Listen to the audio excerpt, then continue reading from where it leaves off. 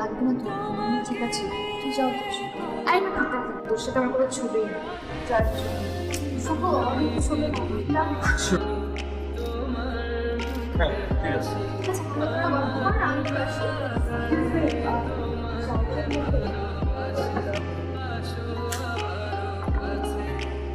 Thank you. এই শুভ ফারিয়া, তোরা চলে আয়।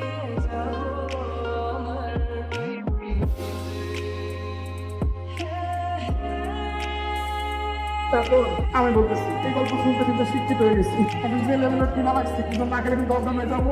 সাবিস তো খেতে পারেন না, আপনারা কিন্তু যাবেন। আমি কিন্তু কোথাও যাচ্ছি, আমি কিন্তু পুরো গল্পটা শুনতে চাই। তানিয়ার বার্থডে কয়েকদিন পর, সেটা ছিল 3rd জানুয়ারি। আমি তুমি কি বলতে দেখি আমার ফেসবুকে একটা মেসেজ।